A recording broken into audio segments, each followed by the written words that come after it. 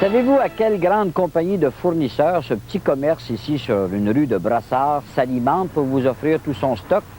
Eh bien, c'est à la société tout entière.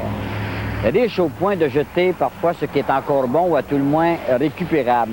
Tout ce que vous allez trouver à l'intérieur de ce commerce se trouvait il y a quelque temps encore dans un sac vert ou une boîte sur un trottoir à attendre le broyeur d'un camion de vidange, comme on les appelle. Parce que vous ne le savez peut-être pas, mais quand vous allez déposer vos sacs à la rue, débute une chasse au trésor. Plusieurs personnes, des équipes même, vont scruter ce que vous jetez. On les appelle les récupérateurs. Vous verrez dans le prochain reportage que c'est un métier qui a poussé comme un champignon pour une société qui est riche, beaucoup plus riche qu'elle aime le reconnaître.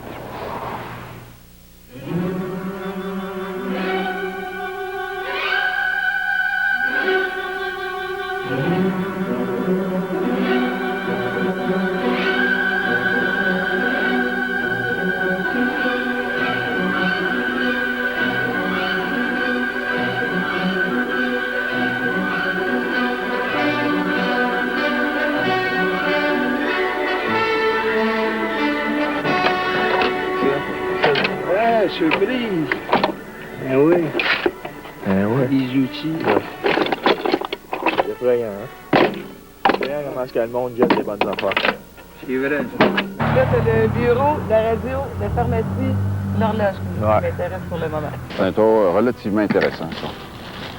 À date, en tout cas. Des beaux anneaux de bois. Oups. Dans une belle boîte. C'est cute. Même la sécheuse, ça a été récupéré. Ma poubelle, mon poêle que je me sers, je le garde pour le four parce que moi, j'aime bien le poêle au gaz. Si je me trompe pas, c'est des hélices de DC3 qui ont été récupérées avec une vente de feu d'Air Canada, je pense, à Toronto. Ça, c'est M. Peter Borowski qui a eu le génie de mettre ça ensemble. Et puis, quel travail, hein? C'est plus de la récupération gratuite, de prendre l'objet, puis pour sa beauté en soi, de le remettre. Il y a des heures de travail là-dedans. Check l'autre bord, Denis! Denis, check l'autre bord, une belle chaise! Jean-François Ouellette a 21 ans et il décidait, il y a 1 an et demi, de plonger dans l'univers de la récupération afin de poursuivre ses études et d'économiser en vue de faire son entrée dans le monde des affaires. Vers 5h30, je me lève. Je pars avec le camion, je fais le tour. C'est le meilleur moment pour faire les vidanges. Le soir avec, c'est bon, mais ça dépend.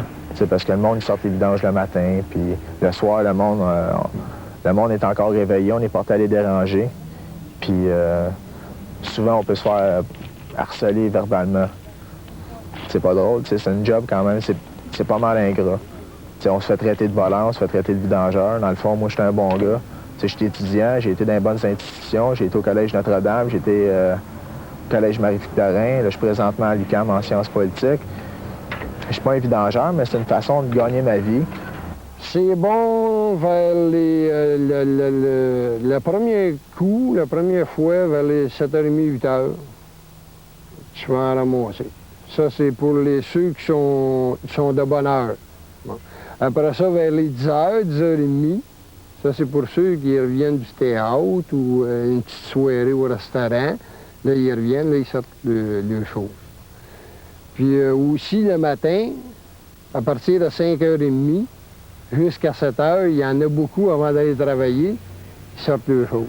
Vous savez qu'il y a de la stratégie là-dedans? Ben, beaucoup, beaucoup, beaucoup. Il y a de la stratégie dans tout commerce. Si tu n'étudies pas ton marché, tu n'arriveras pas. Tu vas peut-être vivre un peu, survivre, mais tu ne feras pas beaucoup d'argent à un moment donné, puis progresser. Ça t'intéresse pas? Ah non, ça, j'ai trouvé de la misère à passer. Le travail ne s'arrête cependant pas là, il faut entreposer et vendre les fruits de la cueillette. Je sais pas, on va faire 5 piastres. Ah non, pas 5 piastres. Moi, on m'a donné 2 piastres. OK. Si moi, je le vends 5 piastres. OK. Puis il part. Ça peut être payant si on travaille beaucoup, si on a des bonnes relations, si on sait qu'est-ce qui se vend, parce qu'il y a des choses qui se vendent, puis il y a des choses qui se vendent pas. Ça sert à rien de ramasser les choses qui se vendent pas. J'ai déjà fait des semaines, moi, de, mettons, 550, juste à faire des vidanges. Ça dépend, comme il y a des semaines que je peux faire rien pantoute, ça dépend des morceaux que je vais trouver. D'autres disent réaliser des gains de quelques milliers de dollars certaines semaines. De son côté, Josette Landry, qui achète la marchandise des récupérateurs pour la revendre à son commerce, estime que ce n'est pas un métier pour faire fortune. Comme vous voyez, on ne vit pas dans le luxe, là. On peut mettre du beurre sur nos toasts, c'est tout à peu près, là, tu sais. Mais on ne vit vraiment pas dans le luxe. C'est pas des gros revenus, il faut trimer dur. On travaille 7 jours par semaine, des fois 12, 13, 14 heures par jour. Ça fait que ceux qui pensent devenir riches dans les vidanges, mais là, il faut quand même pas exagérer, là, tu sais. Mais ça fait vivre du petit monde, du pauvre monde qui n'a rien d'autre. Là. Comme ceux qui viennent me vendre ici, c'est du monde qui sont mal pris. Mais c'est pas tout le monde qui a plaisir à aller fouiller dans les vidanges, là. C'est parce qu'ils n'ont pas le choix, vraiment. Si on parle peu d'argent dans le monde de la poubelle, on fait beaucoup d'échanges.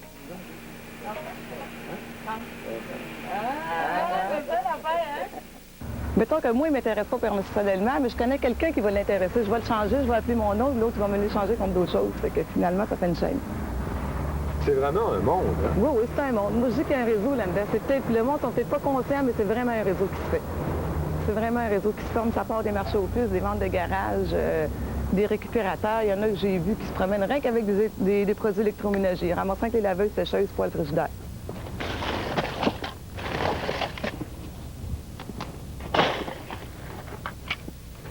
Ça, c'est l'exemple typique de l'industrie du souvenir. L'année passée, c'était la rage des dinosaures. Cette année, c'est la rage des pierres à feu. Tous les souvenirs se retrouvent à la poubelle. Gaspillage de matières premières en plastique, gaspillage d'énergie et tout et tout. Ça n'a pas d'allure, je te dis. En tout cas, ça, ouais, neveu et nièce. Ils vont être à la mode l'année passée.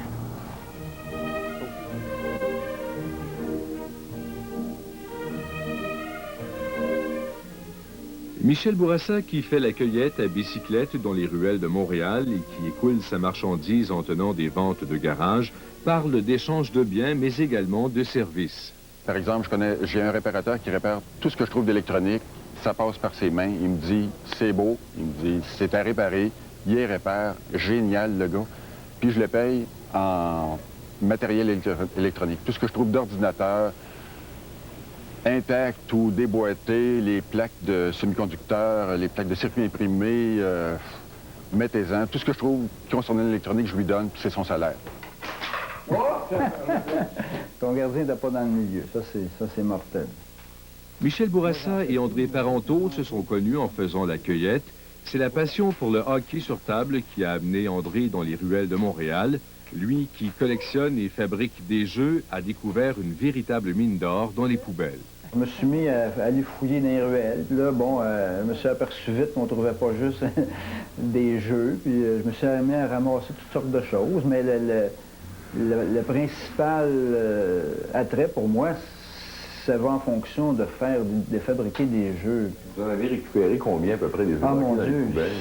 Regardez le sac, je peux vous montrer le sac ici, là. Ça, là, on va le mettre ici, regardez, ça, c'est ce qui reste en plus, là. C'est ce que j'ai de over, on peut dire. Ça en prend 10 par jeu. Alors, vous voyez, 10 de ces machins-là, c'est un jeu. Si M. Parenteau a réussi à fabriquer des jeux de hockey à partir d'objets récupérés dans les poubelles, Sylvain Delage, lui, a monté une véritable entreprise à partir des poubelles des petites et grandes compagnies. Chez Électropeintres du Québec, on remet à peu près tout à neuf, du classeur au comptoir réfrigéré en passant par les bureaux. Aujourd'hui, il y a plusieurs entreprises qui achètent l'équipement de bureau. Le Rondal de Montréal, c'est plein de monde qui rachète l'équipement de bureau puis qui récupère. Mais il y a à peu près 10 ans, là, quand nous on a commencé, ça fait 15 ans qu'on achetait le mobilier de bureau. On était pratiquement les seuls. Le monde nous donnait le mobilier de bureau parce que personne ne les récupérait, personne ne les achetait. Les gens de l'industrie ont compris l'importance de la récupération. On retrouve maintenant une trentaine de compagnies qui récupèrent le mobilier de bureau, ce qui représente un marché annuel de plus de 25 millions de dollars. On n'a pas été affecté du tout par la fameuse récession. On était chanceux. Là. Le monde le consommateur se sont plus rejeté vers la récupération. Fait que nous, ça nous a aidés. Au lieu que le monde, comme on disait tantôt, jette les choux gras, ben, nous enlève l'équipement ici, puis c'est nous qui rattrapaient les équipements complets. Est-ce que du monde riche qui vient d'ici? Ben oui, j'ai eu des personnalités connues qui sont venues ici. Comme? Ah, ben je ne vais pas les nommer, je vais pas. Pourquoi? Parce que ces personnes-là ne voudraient pas? Je ne sais pas, j'aime mieux pas faire ça. J'aime mieux les tenir en dehors. Ils sont venus ici, puis on veut qu'ils reviennent. Fait que, si je commence à les nommer, je vais avoir un attroupement là, avec des Kodak qui attendent qu'il y en a une qui arrive. Là, c'est la ligne de ça, les pannes, de la façon que c'est fabriqué, toute l'intrigue d'ingénierie. Jacques Sabourin récupère autant du côté des industries que dans les ruelles. Cet artiste récupérateur a imaginé les concepts de plusieurs restaurants et bars à Montréal. Nous l'avons rencontré au bar Le 7, rue Saint-Laurent. Si on va directement à ça, qui était une porte de Moulin-Sy. Qui était de travailler ou? Non, non. Ça c'est quoi? Ça a un vécu d'une centaine d'années.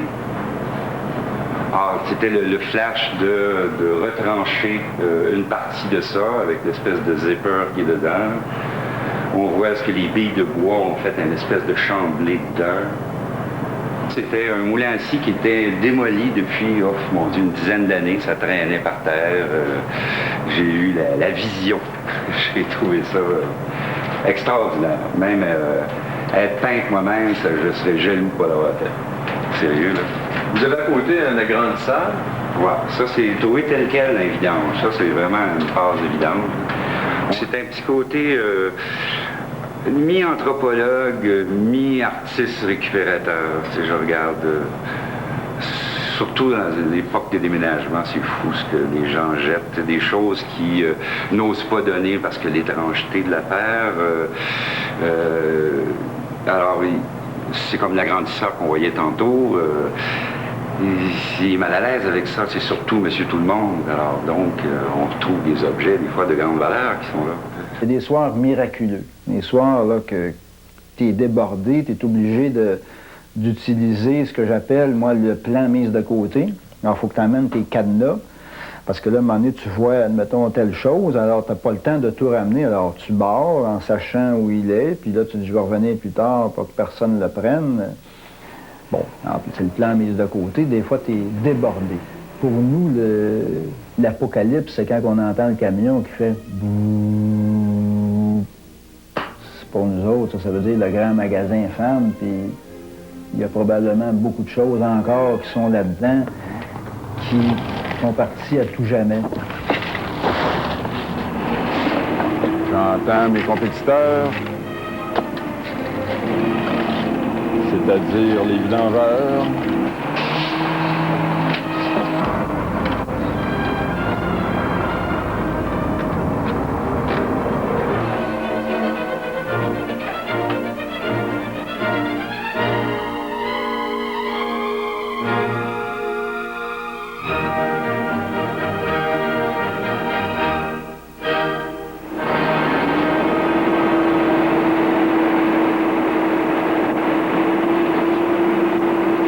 Les récupérateurs se disent utiles à la société. Plus on ramasse, disent-ils, moins on encombre les dépotoirs. Mais ils se disent déçus d'être encore perçus comme des intrus qui, en venant tâter les déchets d'une famille, violent sa vie privée ou sa propriété privée, si on peut se dire encore propriétaire, évidemment, de ce qu'on amène à la rue pour être enfoui ou incinéré.